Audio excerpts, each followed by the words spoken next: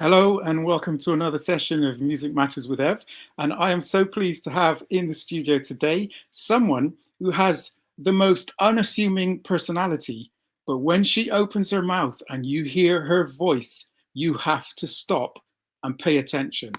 Welcome, Hetty. Hello. Hi, Everton. How are you? Good, thank you. Yeah, not Good. bad. Good. Thank you very much for this. I know how nervous you may feel, but it's okay.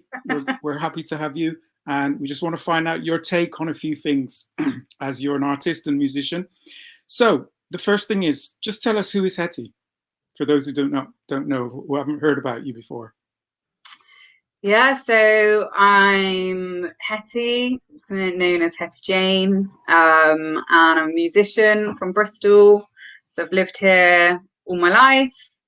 And I suppose could be classed as sort of soul singer. And been doing open mic nights with Everton for a long time out in the Bristol scene. So yeah, that's a bit about me. So tell us, how did you begin your soul singing activity? When did it all start? Yeah, so well, I come from a fairly musical family. So my dad is a musician, plays the double bass. Has been in various bands. Grew up sort of listening to a lot of jazz, folk, country. My sister, she's sort of in a death metal band where she's sort of the lead singer in that. So it started where I enjoyed singing in school, and I was doing a bit of that, but I didn't have much confidence. And I was doing sort of quite a lot of singing in my bedroom, I would say. And then I wanted to develop that, and I had heard of yourself, Everton, and I wanted to just do a little bit of stuff in my bedroom, just like guitar and singing and doing some covers. And then you were like, no, we've got to get out there and do some open mic nights. So that's sort of kind of where it started, I would say, and sort of pushed me out doing open mic nights, which was probably one of the best things for me. Sort of built my confidence, and I started doing that as regularly as I could, and just performing and singing live, sort of was the main thing for me that I enjoyed the most. And then off the back of that, started doing songwriting, Mm. doing sort of being able to journal and write down thoughts, feelings, and putting that into music. So yeah, that's sort of how it started. Wow, that's incredible journey because a lot of people say that they've only been doing it to themselves in their bedrooms, in the shower, etc., etc. So to go from that to public performance, open mics. I know you've also done weddings and other functions as well. So Yeah, yeah. It was quite terrifying. I would blame you. I think blame you or thank you, one of the two. I'll take the blame. But yeah, that was really the start of it, and I've had bad experiences doing open mic nights, forgetting words, things like that. But actually, it was the main thing that sort of built me up, built my confidence, built me sort of developing my style of singing. Mm. Um, I think as well, like I'm really into sort of the old Mm-hmm. singers, and sort of it was allowing me to sort of develop and look into the different styles of people that I listen to, and yeah, I think that throwing in the deep end of performing was actually something that I really am thankful for. I enjoyed a lot. So Mm. And yeah. so that takes us nicely to this point. The fact is, I know, Hetty, that you are very much a live performer. So what happened? How did you handle 2020? Well, I mean, okay. It kind of did a bit of a full circle and sort of went back to the bedroom singing, I think, a bit. So it did a bit of a full circle with that. I'm definitely, yeah, struggling with not being able to do live performances and getting out. And I was discussing this with a friend of mine actually about how it has some people, it's been like amazing and they've been able to be really, really creative. It's the same with these people that can do loads and loads of exercise in lockdown. That's great for you. But for me, it's actually been difficult with creativity. And I've noticed that the reasons for that is because of noticing that you get inspiration from the outside world, meeting people, meeting other musicians, places you go, people you see, you know, all of that sort of stuff. And I think that that sort of promotes my creativity. So I think that not being able to do that is definitely, I wouldn't go far as put a blocker on it, but it's definitely made it harder. But it's also made me sort of step back and reflect and think about what are the things that I want to then focus on musically, and what things are kind of more important to me. So did you go, thank you, did you go down the online route? Did you start to put anything online that you hadn't done before? Yeah and no. I mean, I think that I definitely feel like I need to do a bit more ad hoc online material. So sort of having things up online that are a little bit less thought out and more spontaneous, I would say. So yeah, I think, I mean, it's definitely forced everyone to be online. And I think that some of the things that people are doing musically online are pretty impressive. I'm also the like least technical person. Me and technology are not friends. So yeah, so that's been a little bit of a learning curve for me. Certainly with COVID and you know, getting used to actually, it sort of pushed me to do tasks that I have been meaning to do, as far as, you know, getting on to using technology and stuff myself. So yeah, that's probably been a positive of COVID, I think. That's good. So I'm going to ask you now, what do you think of the future? So musically? Yes.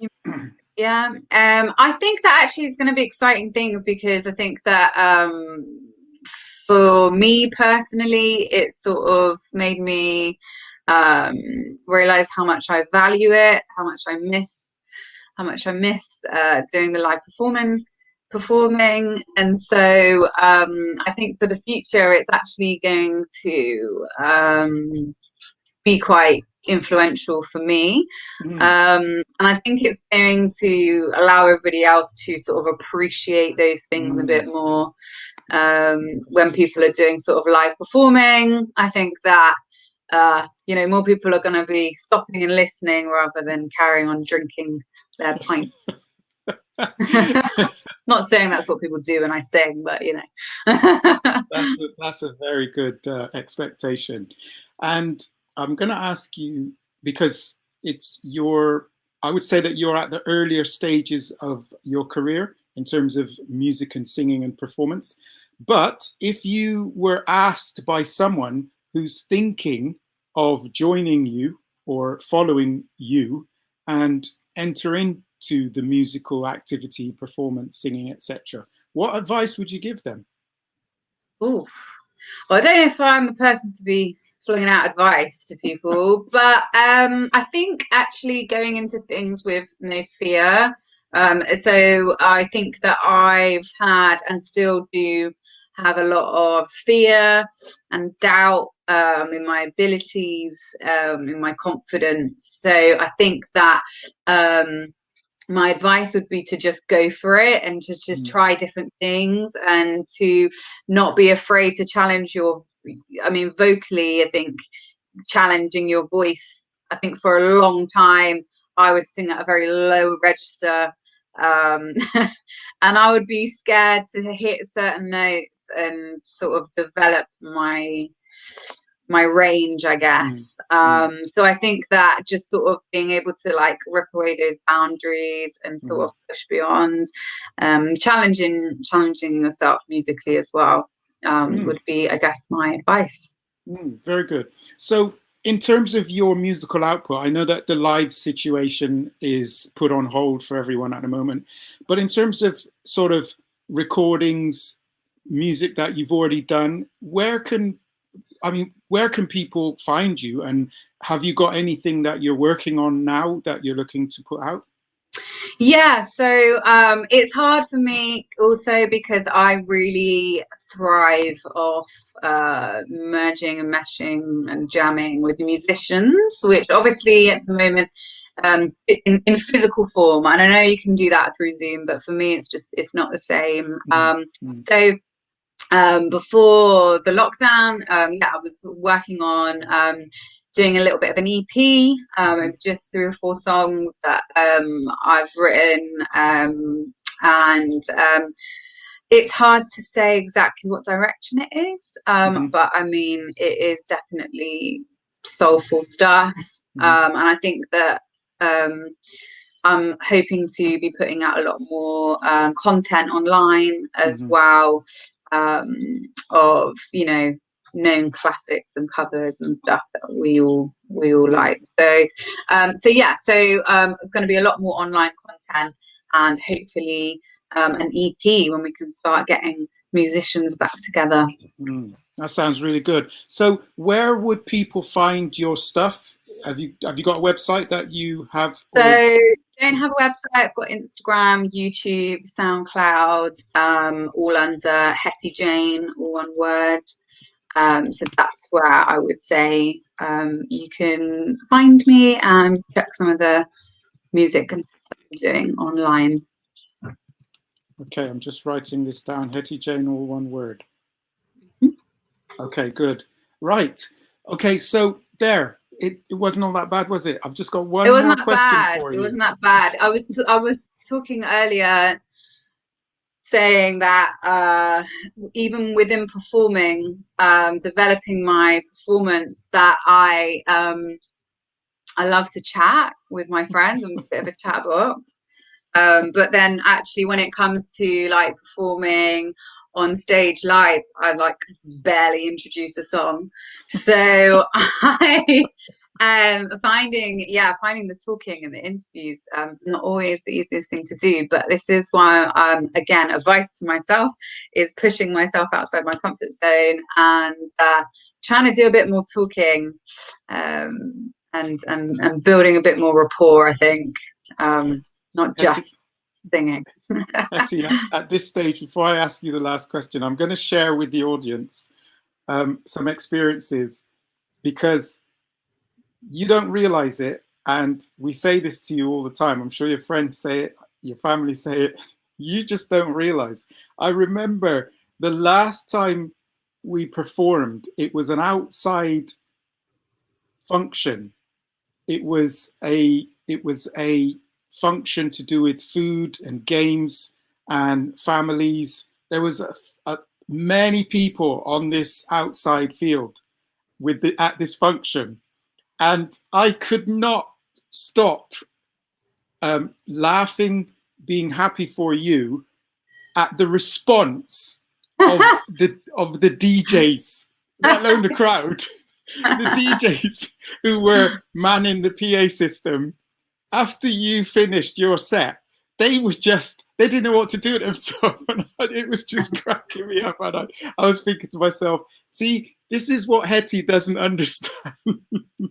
No, the responses are always good, and I think that's why live performances really helped me, because like I've always had really great responses, and I will remember like really early in my open mic experiences, I had someone in the audience. I think I'd forgotten the words and I'd stopped, and then I had to start again. I was like, this is horrendous.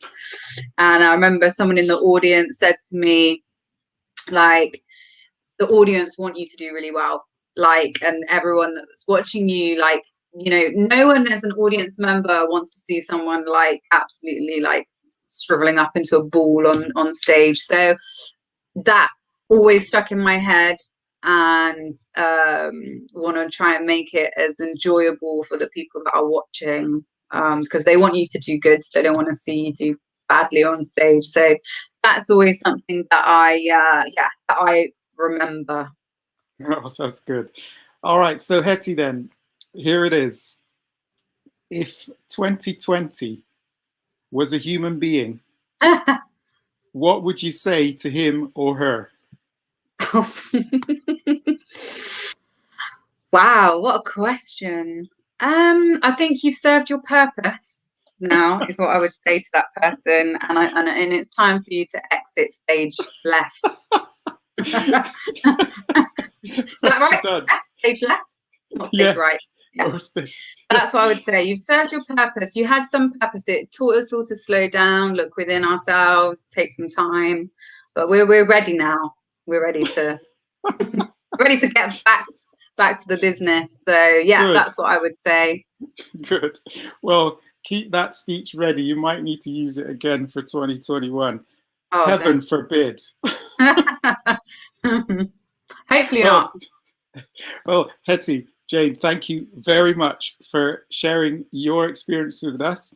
And we're going to be keeping an eye on you. So we're going to be asking you back again in the near future. So I hope that you Thank agree. you, Everton. Yeah, I All appreciate right. it. Thank you so much.